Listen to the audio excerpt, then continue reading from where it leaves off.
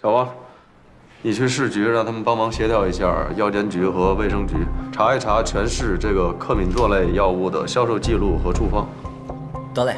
小刘、小李，抛尸地半径5公里内所有的保洁公司和没有到岗上班的相关女性，你们带人给我一一排查。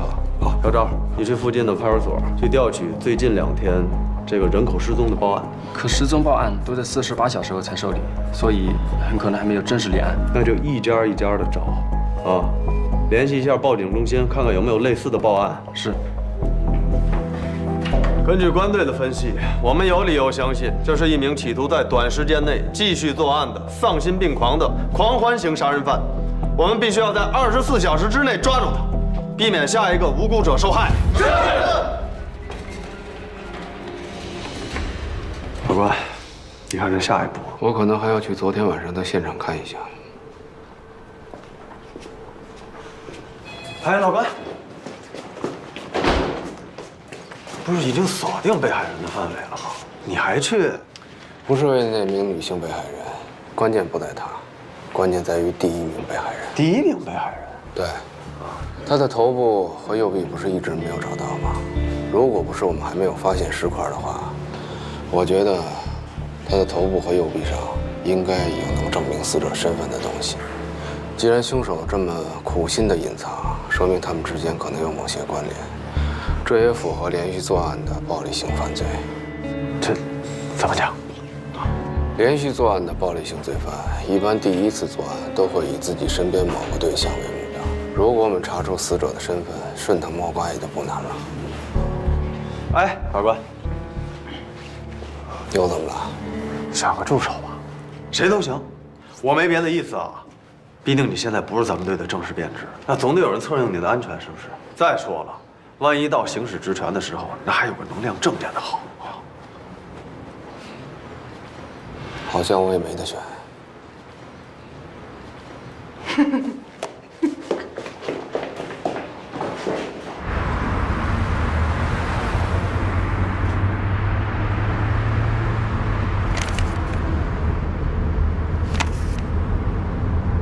郭老师，昨天晚上我要说了什么不该说的话，您千万别往心里去啊！我就是……没事儿，应该道歉的人是我。不，都是我初来乍到，我应该给您道歉，给您添了那么多麻烦。不过您说那个保安说的话能作为排查方向吗？不能。啊？没有经过刑侦训练的人，容易出现所谓的目击缺失，也就是对看到的事物没法精确的复述或者回忆。那您还派我？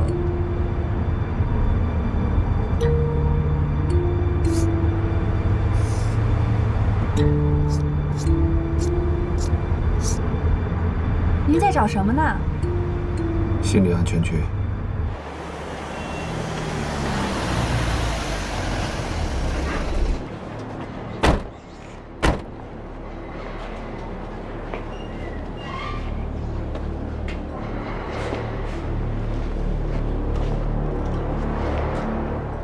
每个人都有自己熟悉的、经常活动的区域，也就是所谓的心理安全区。对于犯罪这种极端的行为，心理安全区就更加重要。大部分连续作案的凶手，头几次基本上都是在自己心理安全区之内。那怎么确定心理安全区呢？这个范围通常是以凶手的住所、工作单位，还有常去的娱乐场所为中心，向四周辐射。如果他出门惯用是步行的话，那么辐射的半径不超过1公里；骑车的话不超过3公里；如果是开车，大概是5到10公里左右，或者更多。那如果是骑摩托车呢？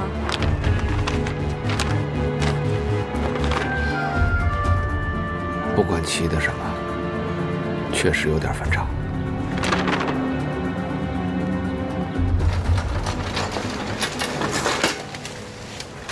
目前这现场破坏的有点严重。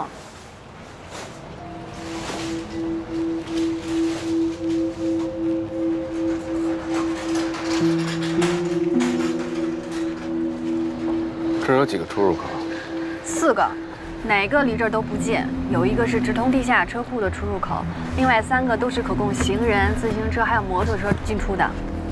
人车分流的小区，监控录像呢？4个都有，技术队已经调走了，还在筛查中。目前没有发现和保安目击的相似人员。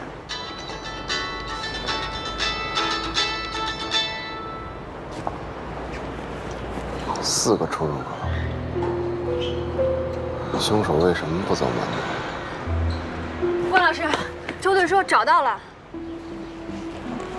女性被害人叫谢静，远洋国际的保洁员，今天没去上班，电话也打不通。她的身高体重都符合尸体的特征，她跟她哥哥一起住，2个人是从杭州来打工的。啊，哎，对了，谢静最近交了个男朋友。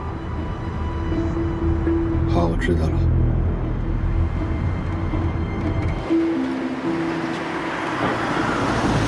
来了，法官，进一步核查了吗？市局的核查报告，谢静2周前去妇幼保健医院去看过病，医生给她开了3种妇科药，其中就有这个克梅唑栓剂，不出意外的话，应该就是她。还有就是小区物业说说这个谢静他哥哥呢，平时足不出户，长得是又肥又胖啊，好像是他妹妹养的。怎么还不进去？房子还没送钥匙呢。不等了，破门进。先别急，这很有可能是一处分尸现场，而且不排除凶手就在里边。哼，说真的，我还巴不得他在呢。什么？图纸给我。哦，这就是谢静小区的平时结构图。这个谢静住的是一室一厅，破门进来呢，应该就是客厅，分3路，给我把住了厕所、厨房还有起居室，一定要保护现场的安全。如果凶手在，立马给我拿下。是。哎，你说这个凶手会不会还有什么特征？如果屋里有任何男人，那他就是凶手。那谢静男朋友要在呢？那谢静的男朋友就是凶手。你好，小区物业，有人吗？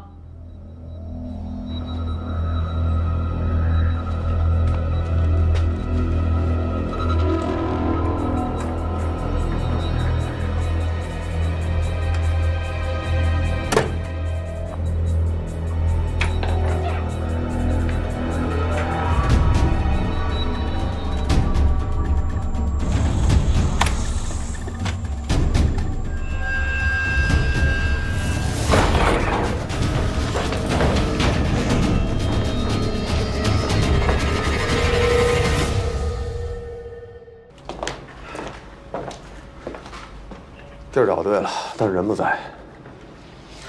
让你的人出来吧，封锁现场。来，都出来了。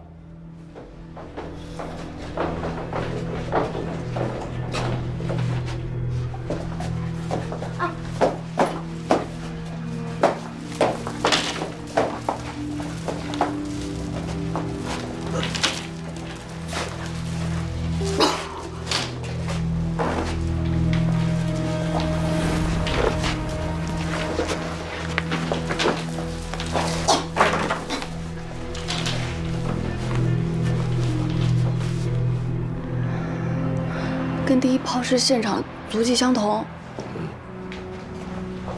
现场在里面呢。怎么不能在卫生间呀？卫生间与隔壁邻居相邻，凶手估计是怕动静太大了，引起别人的注意。而且从平面图上看，那儿空间太狭小了，不适合做大动作。可是。流了这么多的血，这地板都没有做防水处理，这不得渗到楼下呀？拿床垫当海绵了。你就别进来了，下楼去迎下房东，给他做个笔录，问一下钥匙的事。那我下去了。关老师，这是越来越善解人意了啊！还不是你派过的人太弱了。哎，高儿，朱队，怎么样啊？现场有大量的血指纹和血足迹，凶手应该是在床上肢解的尸体，床单和床垫吸收了大部分的血液，床上还有些组织。接下来怎么办？接下来，这儿的证据足够你去找嫌疑人的了。不过最重要的就是凶手是怎么进来的，对吧？刚才我们都看了，对不对？门上没有被撬过的痕迹，而且锁也不是新换的。还有就是说，要么就是受害人自己开门让凶手进来的，要么就是凶手有钥匙。这钥匙在人手里，也就无外乎要么房东，要么就是他们兄弟俩。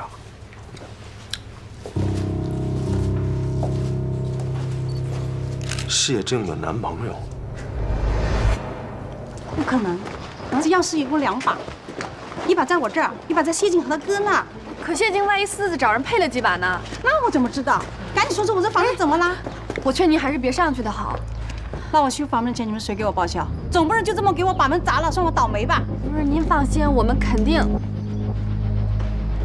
那个保安啊，真看见了。看见什么了？他是他。一个穿着艳色服装的摩托车手。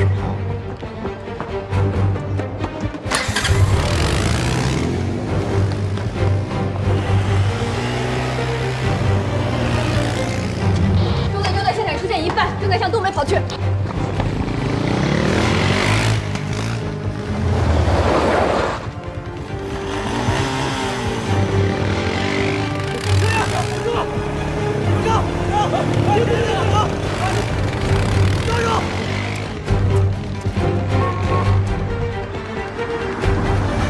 前面什么特征？红白相间的皮衣，红黑色的头盔，然后黑色的摩托车。哎，周队，周队！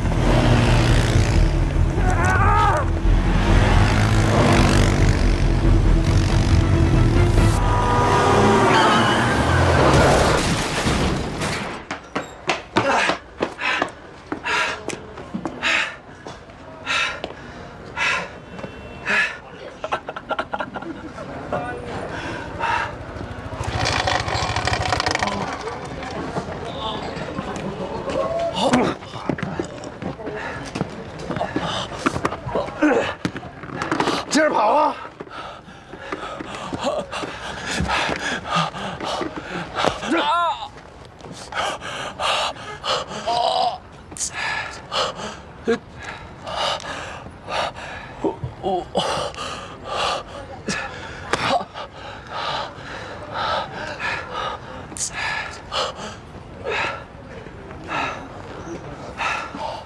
喂，老关，我在永宁街东北口截获了嫌犯，啊，赶紧叫人来清理现场。对，终于知道他妈谢静长得什么样。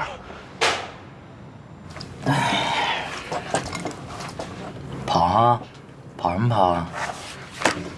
有人追我，我下意识就跑了。不做亏心事儿，警察追你就跑啊？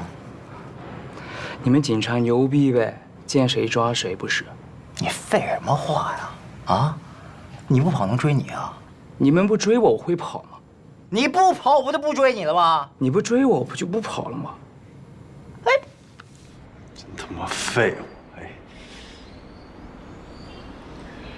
你去把他换出来。我能行吗？我还没审过讯呢。这么大的案子，要不要关老师和周队一起呀？去吧，没事儿。别忘了我刚才教你的。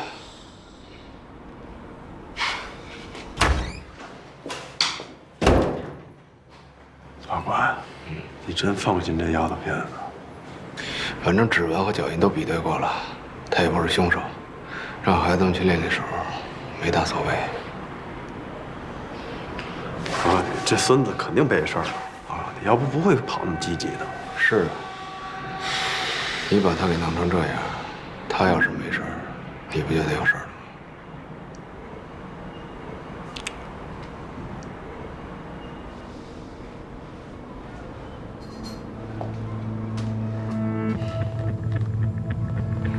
姓名、 5号，年龄、 25，家住哪儿？丽景家园。家里几口人？我和父母一起住。我爸是环卫工人。今天去小区做什么？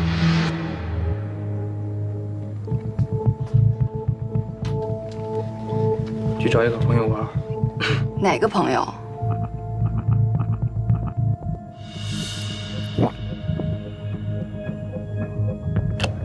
知道我们为什么抓你吗？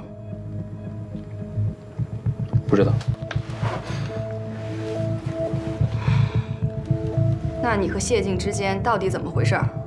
就是朋友关系。就是朋友。接触对象的那种。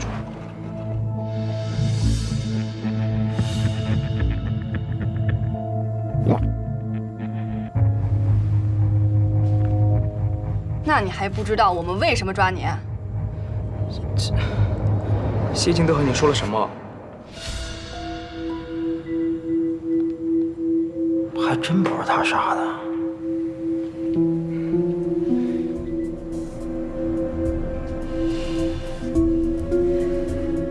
你觉得他能和我们说什么？警察同志，你千万不要相信他说的。我只是负责找下家，车都不是我偷的，而且我早就打算不干了。成了，看来是个盗窃销赃的团伙，你这处分算是躲过去了。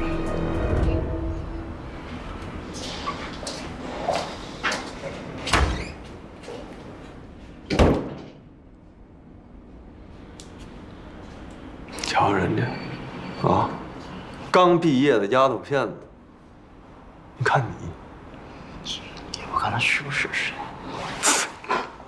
哇！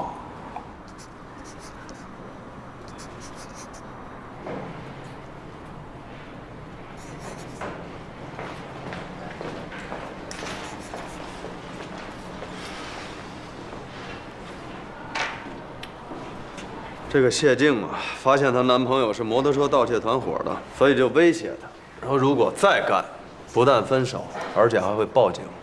这小子给谢静打电话，找不着人，着急了，来到他家楼下，发现有警察，他以为谢静报了警，这才跑的。哎，所以这线索又断了。哎呀，天哪！哎。还有10几个小时，我他妈上哪儿找凶手去？难道说，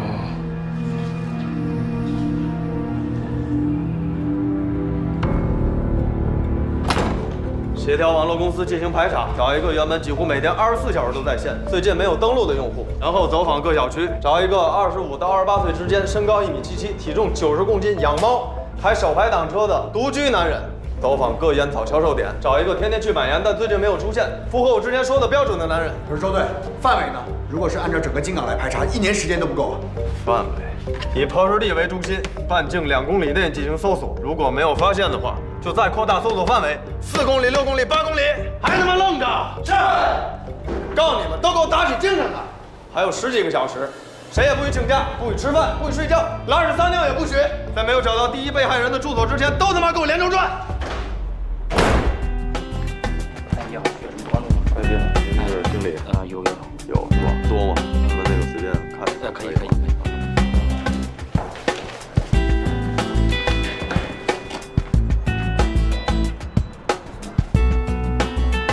车队啊，这家不是，咱去那边吧。走，查一下，就是你这个小区。哦，好，谢谢。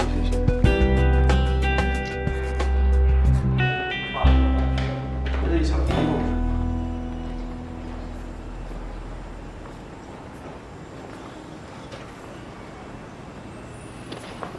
关老师，这都拆成这样了，我们还能找到什么呀？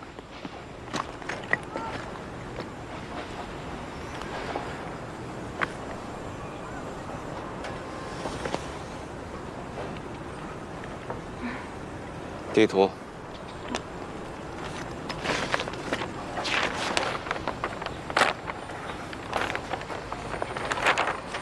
知道为什么让你放弃一线的行政工作吗？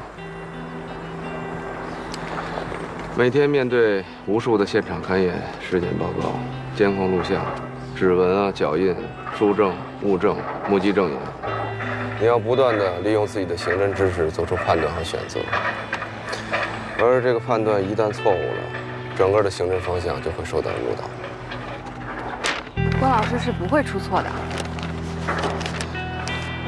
没有人敢保证自己从来不出错。如果我判断错了凶手的心理安全区的话，我不但抓不到凶手，有可能某些无辜的人还会因为我错误的判断而丧命。所以，一线的侦破人员手里握的不只是正义和真相，更可能是那些无辜者的生命。不会的，我们这么努力，肯定能找到他。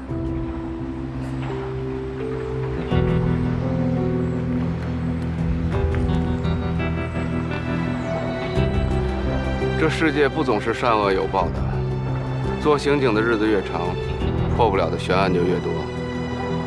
以后你慢慢就知道了。关老师，你也有破不了的案子吗？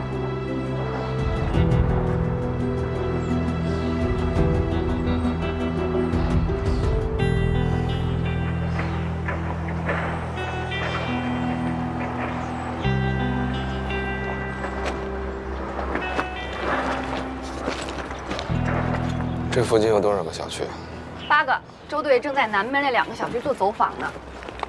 ？8个。他为什么会在这个地方抛尸？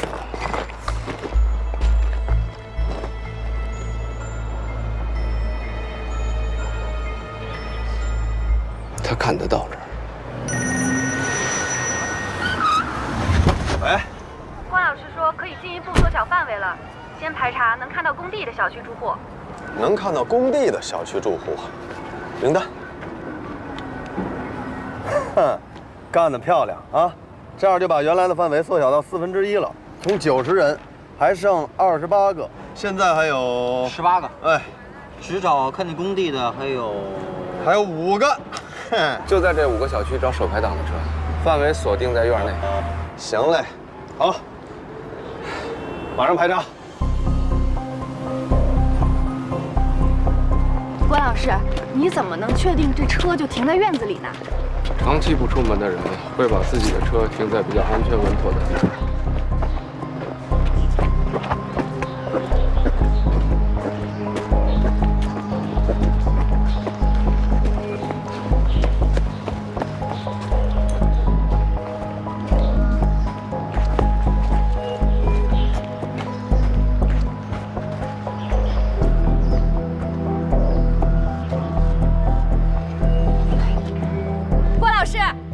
关老师，那有一辆手排档的车。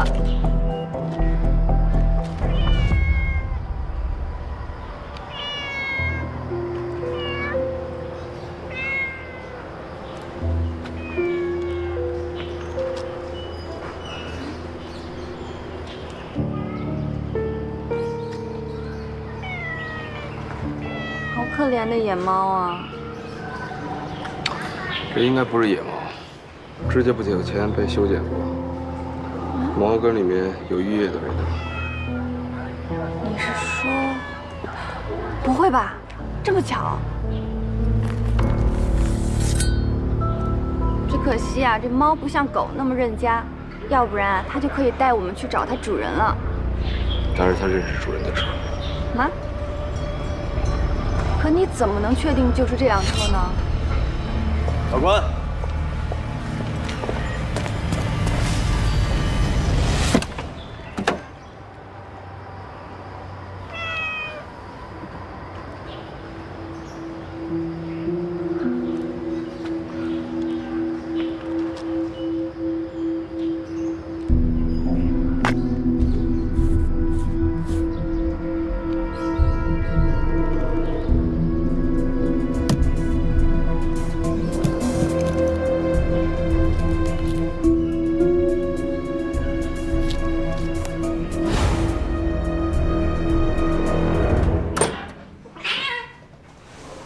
谁告诉你猫不认识家？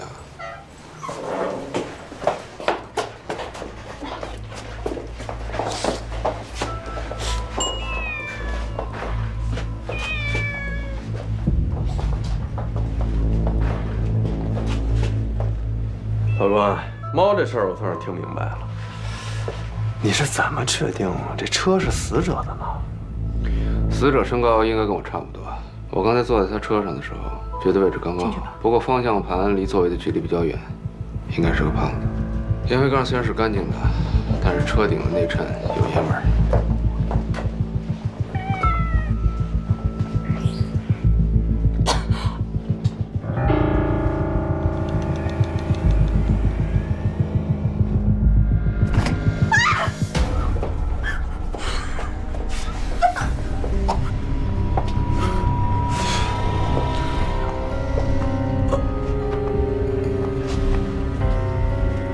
这孙子肯定是怕纹身和这脸暴露死者的身份，也一定是王晨的熟人。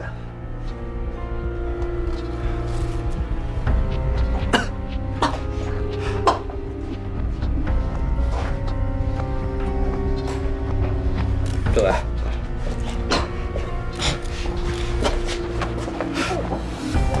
法官，是合租的。合租啊？我还以为是他一个人租的呢，早知道就从合租查起了。哎呀，那范围更大了去了，更不好查。官队，我们查到，王晨啊是个游戏测试员，平日足不出户，就在家工作。然后他那个工资啊也是网银支付的。那个物业公司跟我们说呀，跟他合租那个人叫高远，26岁，好像是在什么快餐店打工。我们正在查那快餐店。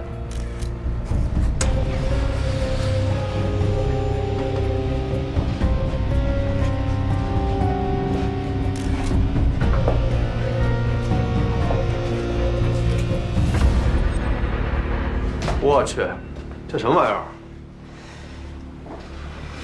这应该是自制的肾透析仪器。有些尿毒症患者或者肾衰竭患者，因为治疗费用昂贵，会拿这种机器自己进行透析治疗。周队，房主的指纹已经提取出来了，现在还不能做精确比对，但是从斗和旗的分布来看，跟凶手的指纹基本吻合。凶手就是高远。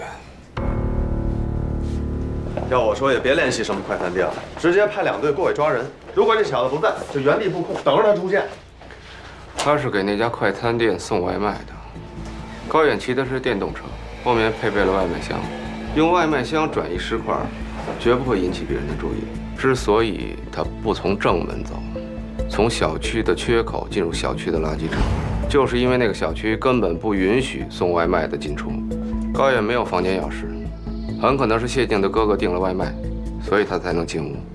高远在杀害了谢静的哥哥正准备分尸的时候，不巧谢静回来了，所以谢静才在门厅被活活的砍死。通知辖区的派出所便衣备勤，封锁小区所有的出入口，调取监控录像，看看这个高远到底什么时候出入小区。另外，让其他各组从快餐店一直到这儿沿途布控。这样，我现在去啊。好。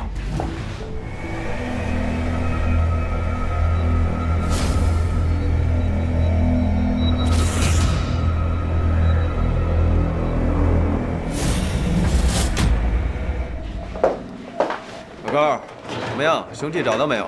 还没有啊。关老师，高远他为什么要杀人呢？他有什么作案动机吗？这个人与社会存在着明显的隔阂感，他有肾病，很严重，要付不起昂贵的医疗费，就只能自己治疗。他应该是一个智商很高，但却很自卑的人。他一直渴望有一个健康的肾，一个健康的身体，所以心态就变得越来越扭曲，憎恨厌恶那些有着健康的身体，但却自甘堕落的人。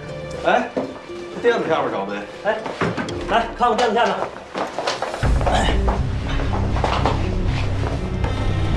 这什么东西？这好像是高远的工牌号17655。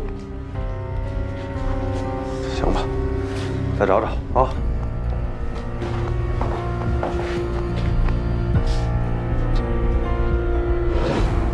喂，我是刚才往您家送外卖的，我的工牌是不是落在您家里了？工牌号是17655，17655，17655。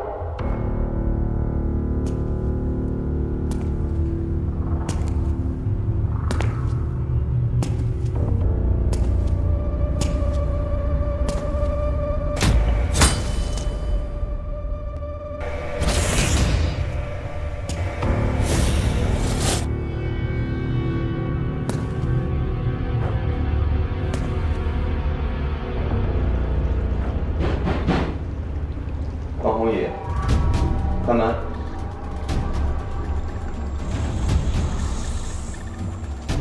我知道你在里边。关宏宇，开门啊！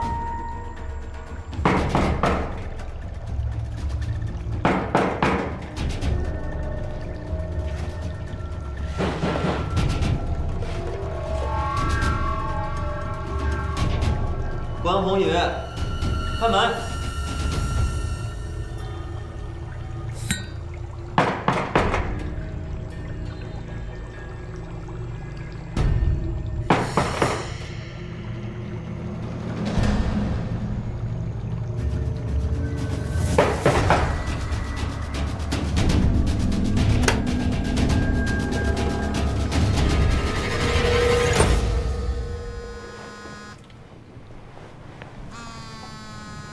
关老师，是你电话吧？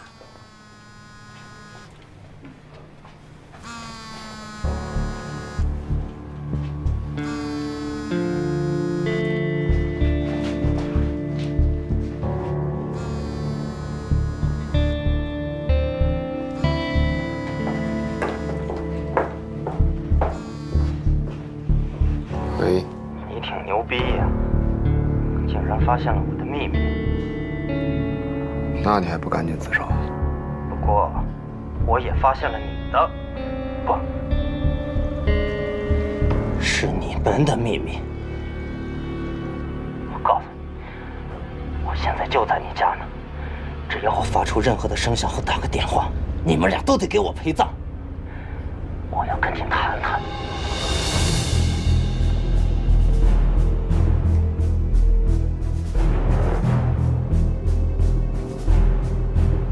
关老师，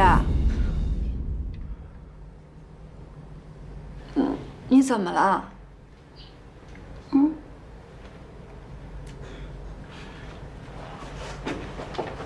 昨天出来，跟老专呢具体说一下。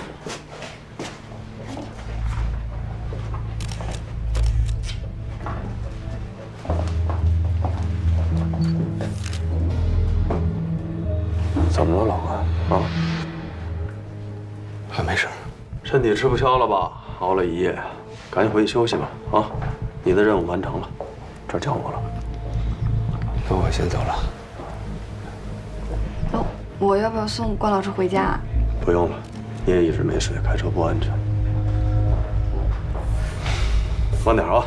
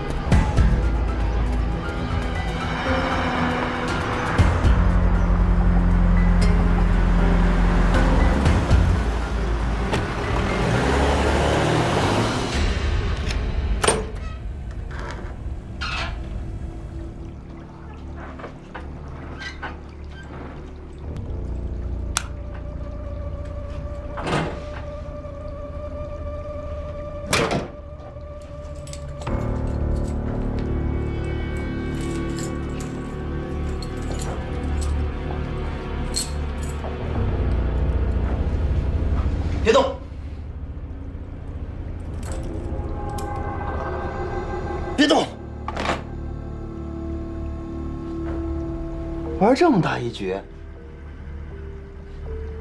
我看看。哎，你们俩还真他妈比我牛逼呀！这局玩的够大的。我瞅瞅，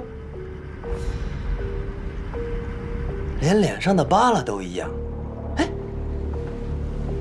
一个警察，一个通缉犯，你们俩这双簧唱的可真他妈绝了！为什么杀那些人？人？是什么人？王晨和谢静兄妹。别告诉我不是你干的。你说说啊，每天把自己关在黑屋里边，不见天日，只有黑暗和潮湿才让他们觉得安全。这样的是人？不是，是蟑螂，脏兮兮的蟑螂。你就是蟑螂。王晨跟这事儿有什么关系？他他妈不就这样吗？啊，每天把自己关在黑屋里边，无所事事，关着灯，对着电脑，吃着外卖。你说像他这样，人生还有什么意义？没有，一点都没有。那你人生的意义有吗？那当然，我的意义就是在帮他们。蟑螂会自杀吗？不会。他们也不会，他们心底里特别希望有我这样的人出现，来帮他们死，好让他们早日投胎重新做人。哎，你说多有意义呀！啊？所以说，你认为你杀的不是人，杀的是蟑螂？对。我就说吧，还是你哥，你懂我。那谢静呢？那个女孩子也算蟑螂吗？那是她回来的不是时候。还真怪不得我。话又说回来了，一个天天供养蟑螂的人，也是在纵容他们浪费生命。他死得不远，你说是不是？你杀了这些人有什么用？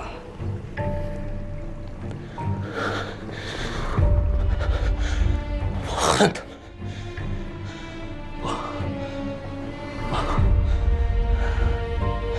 我羡慕他们，我多么羡慕有一个有健康身体的人。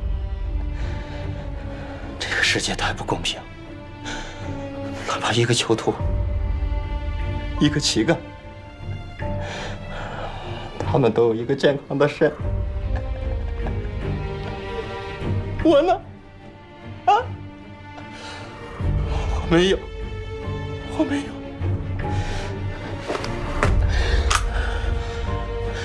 即便是这样，我仍然在坚强地活着，我积极地工作。而他们呢，明明有个好的身体，却蜷缩在阴暗的角落里，白白地浪费生命。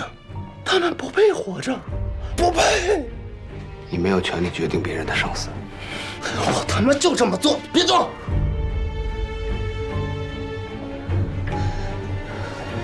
今天你们哥俩的命也在我手上，我就要看看我有没有这个权利。反正他是个通缉犯，我杀了他。